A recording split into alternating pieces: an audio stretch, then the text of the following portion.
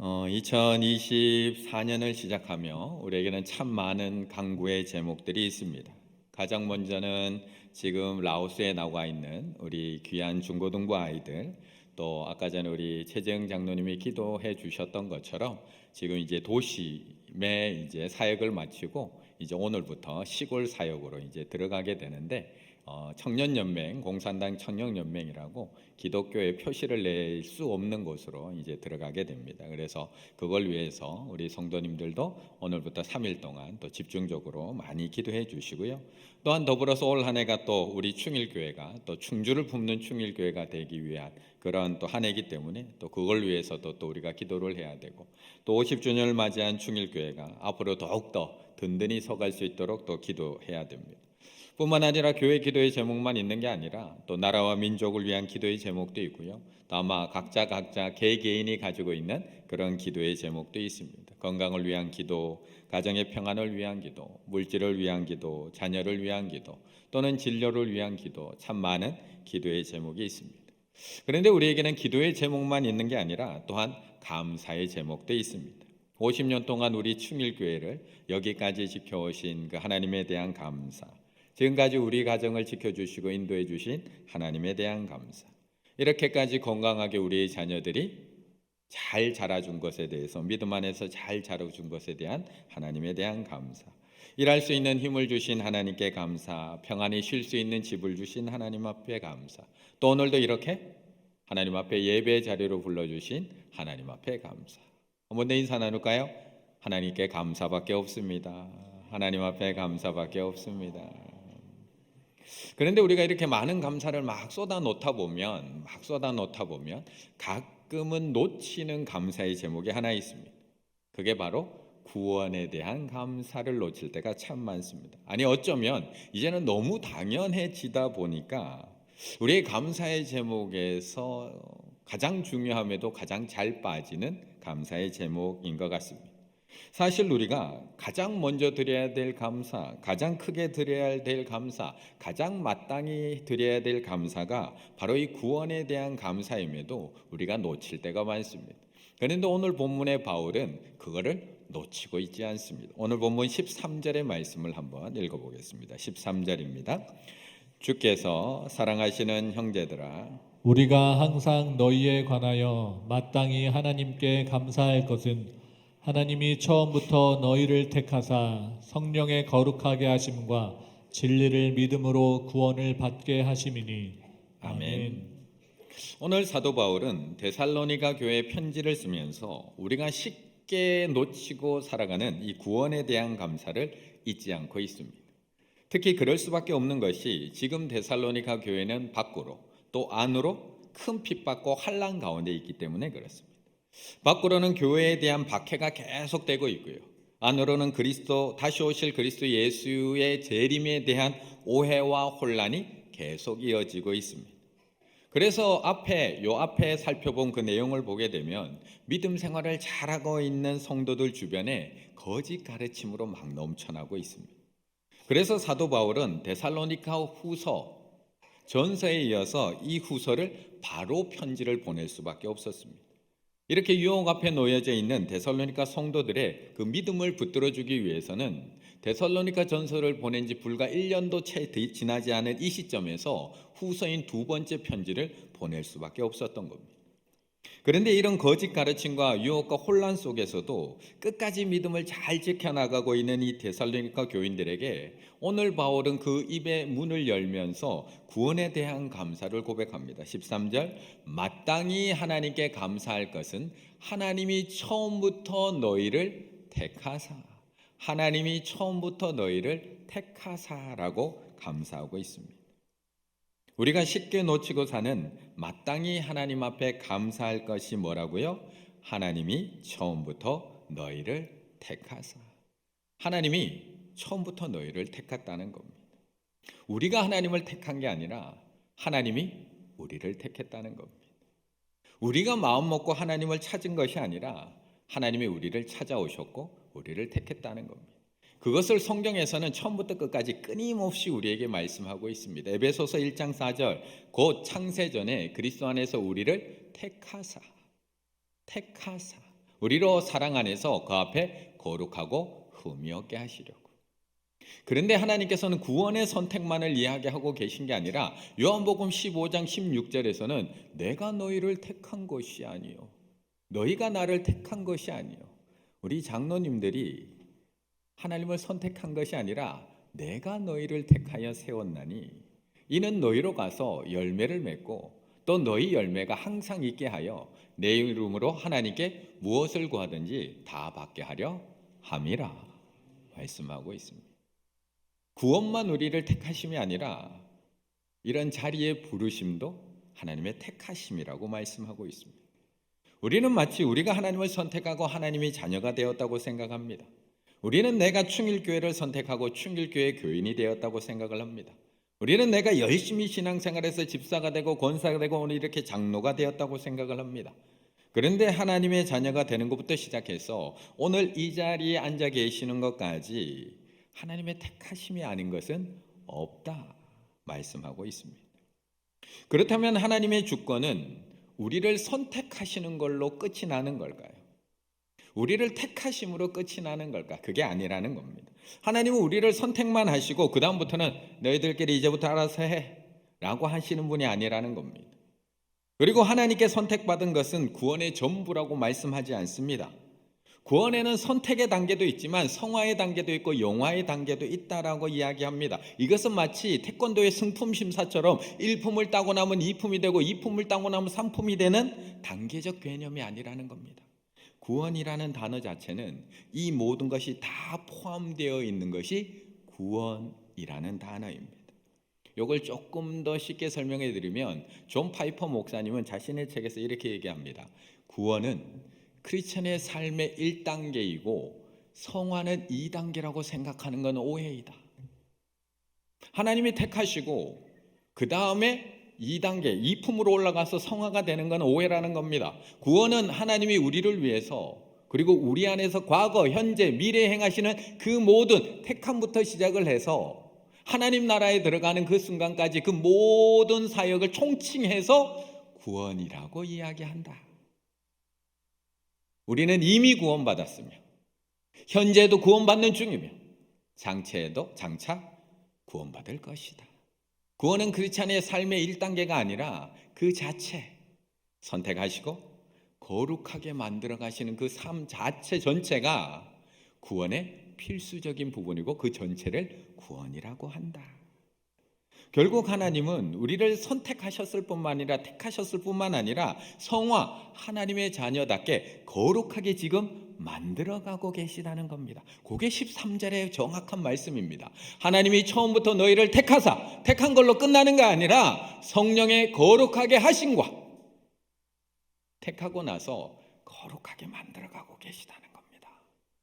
진리를 믿음으로 구원받게 하심이 그렇게 최종 구원에 이르기까지 하는 것 전체가 구원이라는 겁니다. 그렇다면 구원의 택함뿐만 아니라 장로로서 택함을 받은 우리를 하나님이 그냥 내버려 두실까요? 내버려 두실까? 그냥 구원받은 백성이 아니라 한 교회를 당회원으로서 섬겨야 하는 우리 목사와 장로를 세우신 하나님께서 우리를 택했으니까 자 이제 니들 알아서 해. 니들 마음대로 해도 돼. 그냥 내버려 두실까? 아니라는 겁니다. 아니라는 겁니다. 제자들도 처음부터 다 부족했습니다. 완전해서 부른 게 아닙니다. 예수님이 따로 불러서 12명을 세우실 때 그들이 다른 사람들보다 완전하고 경건하고 거룩해서 그들을 부른 게 아닙니다. 부족하지만 그 모든 것들을 다 버려두고 예수님을 따르겠습니다. 이 순전한 마음 하나 보고 불렀을 뿐입니다. 그가 하나 보고 부르십니다. 그리고 3년간 예수님께서 그 제자들을 데리고 다니면서 계속 변화시키는 겁니다. 실패도 경험하고 성공도 경험하고 때로는 귀신이 쫓겨나가는 걸 보고 기뻐하기도 하고 때로는 아무리 기도해도 귀신이 안 쫓겨나가니까 웃음거리가 되기도 하고 누가 크냐고 싸우기도 하고 누가 오른편에 앉을 거냐 왼편에 앉을 거냐고 하고 엄마까지 나서기도 하고 하지만 예수님께서는 그 전 과정을 통해서 저들을 거룩하게 만들어 가십니다. 저들을 제자답게 변화시켜 가십니다. 나중에는 주님을 위해 목숨을 내어 던질 만한 제자로 세워가셨다는 겁니다. 그래서 오늘 사도 바울은 감사하고 있는 겁니다. 데살로니가 교회에서 밖으로 오는 환란이 있고 안으로는 유혹과 갈등이 있지만 하나님 앞에 감사하고 있는 겁니다. 왜요? 우리를 택하신 하나님께서 거룩하게 만들어 가실 것을 믿고 있기 때문에 그렇습니다. 우리가 지금 부족하지만 우리를 택하신 하나님께서 우리를 거룩하게 계속 만들어 빚어 가실 것을 믿고 있기 때문에 이 상황 속에서도 감사하고 있는 겁니다. 그래서 우리는 오늘도 흔들리지 말고 굳게 서서 말씀을 붙잡아야 하는 겁니다. 15절의 말씀 같이 읽습니다. 15절입니다. 그러므로 형제들아 굳건하게 서서 말로나 우리의 편지로 가르침을 받은 전통을 지키라. 아멘. 그래서 오늘 사도 바울은 택함 받은 우리들에게 당부하고 있는 겁니다. 그러므로 형제들아 굳건하게 서서 흔들리지 말라는 겁니다. 너희를 택하신 하나님께서 너희를 반드시 거룩하게 하시고 반드시 믿음으로 구원받게 할 것이니까 결코 흔들리지 말라고 이야기하는 겁니다. 그런데 지금 데살로니가 교회의 상황은 앞에도 얘기 드렸듯이 우리가 생각하는 것보다 훨씬 힘든 상황입니다. 밖으로는 유대인들의 핍박과 이방인들의 박해가 극에 달하 있고요. 사도 바울이 도망갈 정도로 핍박이 심합니다. 그런데 안으로 편안이 아니요. 안에서도 계속 미혹과 유혹이 거짓 가르침이 넘쳐나고 있습니다. 그래서 2장 2절 3절 9절을 보면 영으로 또는 말로나 또는 우리에게 받았다 하는 편지로나 주의 날이 이르렀다고 해서 쉽게 마음을 흔들리거나 두려워하지 말아야 한다. 계속해서 미혹하고 있다는 겁니다. 안으로. 누가 어떻게 하여도 너희 미혹되지 마라. 악한 자이 나타나면 사탄의 활동을 따라 모든 능력과 표적과 거짓 기적과 안에서도 지금 복잡하다는 겁니다. 우리가 살아가고 있는 오늘날과 너무나 비슷합니다. 외부적으로는 교회를 향한 비난과 공격 사그라들지 않습니다. 물론 코로나 이후에 조금 기독교에 대한 인식이 조금 나아졌다고 하지만 여전히 부정적입니다. 교회를 흔드는 거짓 가르침 그 어느 때보다 격렬합니다. 신천지 이제는 아예 대놓고 포교합니다.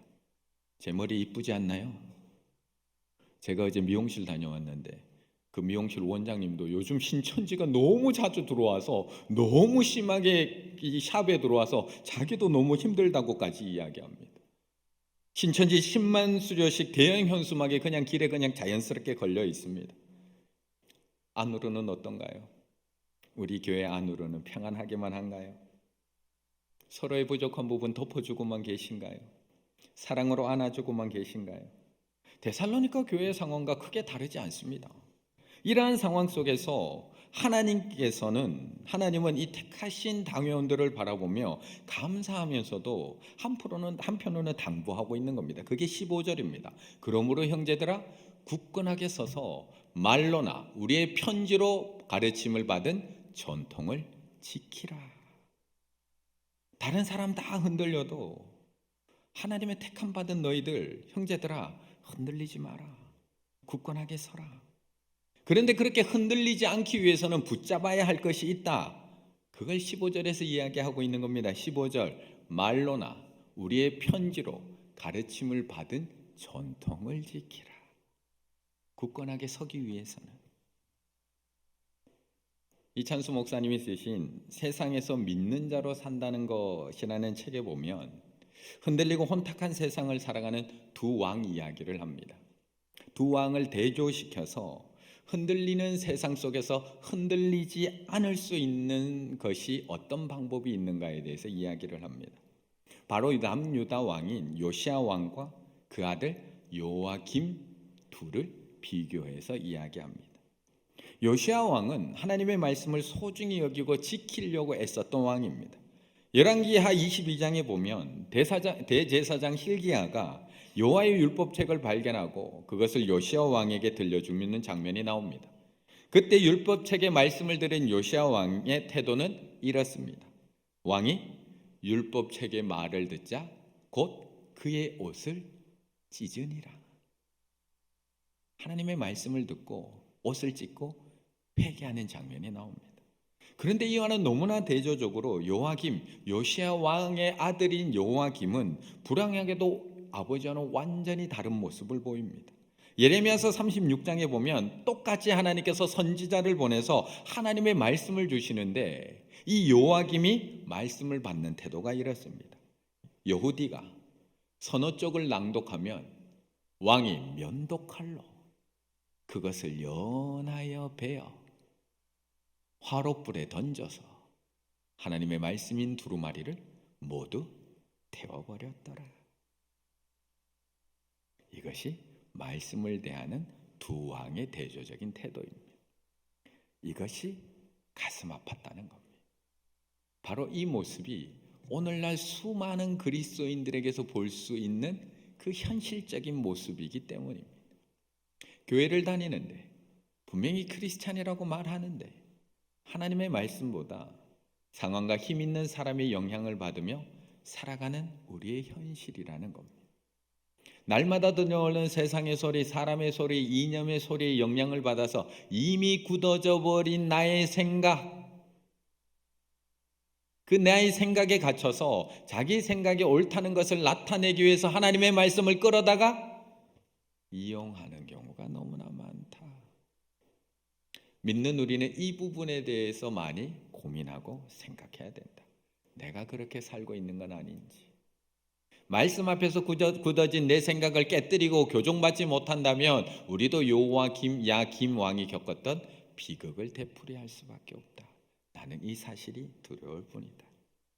택함받은 우리가 외부의 공격과 내부의 갈등, 이 혼란한 시대 속에서 흔들리지 않고 굳건하게 설 수 있는 방법은 하나밖에 없다는 겁니다. 15절, 말로나 우리의 편지로 가르침을 받은 전통을 지키라. 여기서 말씀하고 있는 전통은 유대 랍비들의 전통, 장로들의 전통, 조상들의 전통이 아니라 여기서 말씀하고 있는 전통은 파라도세이스, 넘겨줌, 내어줌, 양도, 교육에 관련해서 스승에게 배운 것을 다시 밑으로 넘겨주는 것을 전통이라고 이야기합니다. 결국 스승에게 배운 것을 내가 다음 학생에게 가르쳐주는 것, 또한 이 지키라고 하는 크라테이테는 점유함으로 붙들다, 내가 이 자리를 점유함으로 여기를 꽉 붙들고 있는 것을 의미합니다. 15절을 다시 정리해드리면 예수 그리스도에 의해서 가르쳐진 복음의 진리, 예수 그리스도에 의해서 사도 바울이 받은 그 복음의 진리, 그 사도 바울이 배운 그 복음의 진리를 너에게 가르쳐준 그 말, 그리고 편지, 데살로니가 전서의 편지, 그 진리를 굳게 잡으라는 겁니다. 그 전통을 굳게 잡으라는 겁니다. 사도 바울을 통해서 우리에게 전해준 그 복음의 진리를 흔들리는 세상 속에서 흔들리지 않기 위해서는 그 복음의 진리를 꽉 붙들라고 이야기하고 있는 겁니다. 그러면서 그 힘겨운 싸움을 살아가고 있는 데살로니가 교회를 마지막으로 위로하고 있습니다. 17절 같이 읽습니다. 너희 마음을 위로하시고 모든 선한 일과 말에 굳건하게 하시기를 원하노라. 아멘. 누구든지 이러한 상황에서 굳건하게 서 있는 거 쉽지 않습니다. 사람이 밖에서 힘들면 안에라도 좀 편해야지 안에서 힘 보충해서 또 나가서 싸우는데 안도 힘듭니다. 안에서 힘들면 밖이라도 좀 마음 편하게 살아갈 수 있으면 마음 가다듬고 굳게 설 수 있는데 안과 밖이 다 힘들면 버티기가 힘듭니다. 그런데 사도 바울은 이런 상황 속에 놓인 데살로니가 교회에 당부하고 있는데 뭐라고 당부하고 있느냐? 이 문제가 하루속히 해결되길 내가 기도할게. 너희들이 그 외부에 힘들어하고 있는 그 문제 내가 해결되길 위해 기도할게. 너희 내부적으로 그렇게 혼란이고 거짓 교사들이 많아지고 너희를 혼탁하게 하는 흔드는 내부의 그런 적들이 많은데 내가 그거 해결되도록 기도할게. 아니요, 그렇게 얘기하지 않고 17절 너희 마음을 위로하시고 너희 마음을 위로하시고 그 문제 해결해 줄게라고 내가 같이 기도할 게가 아니라 너희 마음을 위로하시고. 그런데 사실 안팎으로 가장 많이 핍박당하고 가장 많이 고난당하고 가장 많이 고발당하고 있는 사람이 있다면 누굴까요? 사도 바울 아닌가요? 사도 바울. 밖으로는 동족의 공격과 유대인들의 공격을 다 받고 있는 사람. 지금 데살로니가를 떠날 수밖에 없었던 것도 동족 유대인들이 그를 쫓아와서 끝까지 쫓아와서 괴롭혀서 어쩔 수 없이 데살로니가에 3주밖에 못 모르고 몸을 피할 수밖에 없었던 바울. 거기다가 그가 당한 핍박, 유대인들에게 40에 하나 감한 매를 5번 맞았고 3번 태장 맞았고 1번 돌에 맞았고 배가 3번 파선을 했고 고린도후서 11장 26절 여러 번 여행하면서 강의 위험, 강도의 위험, 동족의 위험, 이방인의 위험, 시내의 위험, 광야의 위험, 바다의 위험, 거짓 형제 중에도 있답니다. 위험을 당하고 안으로는 평안했나요? 밖으로는 이렇게 힘들었는데 교회 안에서는 평안했나요? 교회 안에서 교회라고 해서 모두가 바울을 도와주고 응원해 주었던가요? 아닙니다. 밖에서 이렇게 고생하고 두들겨 맞고 주의 일을 한다고 힘들면 안에서라도 괜찮아, 힘내서 다시 또 달려가라고 해주면 좋은 텐데 바울을 향한 교회 내부의 비난과 의심은 멈추지를 않습니다. 그 많은 교회들 가운데 고린도 교회 제가 하나만 정리해봐도 바울에 대한 비난 어마어마합니다. 고린도 후서에만 나와 있는 바울에 대한 비난입니다. 이게 약속 안 지키고 변덕스럽다. 너 고린도 우리 교회 온다고 했잖아. 왜 안 와? 약속도 안 지키는 사람이 그리고 장로야? 변덕스럽기는. 말은 또 어눌해가지고 편지는 잘 쓰는데 말은 언사가 독선적이고 권위적이야. 고린도 교회 성도를 네가 안 돌보고 방치했잖아. 겁쟁이야. 그 정도 고난에 못 온다고? 겁쟁이야. 공식적인 추천서 어디 있어? 넌 추천서도 없잖아. 신학교 어디 나왔어? 역사적 예수를 본 적이 없잖아. 사도 맞아? 너 사도 아니잖아. 헌금 유행했잖아. 너 예루살렘 교회 돕는다고 헌금 모아갔는데 그 목돈 뜯어내려고 네가 그거 모금한 거 아니야?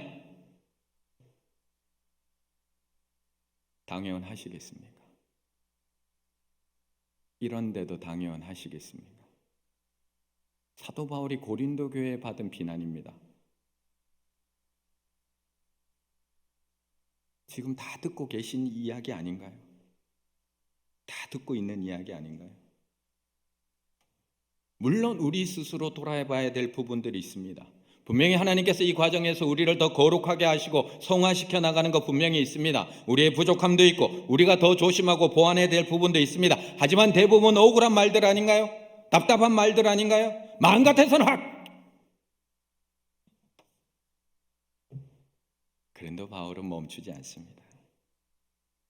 도리어 더 굳건하게 서서 나의 달려갈 길을 마칠 때까지 결승선을 향해 더 힘차게 달려갑니다. 사도 바울이 어떻게 이게 가능했나요? 사도 바울이. 그래서 고린도후서 1장을 시작하면서 사도 바울이 이걸 고백하는 겁니다. 이게 우리 장로님들의 고백이 되셨으면 좋겠습니다. 같이 읽겠습니다. 시작.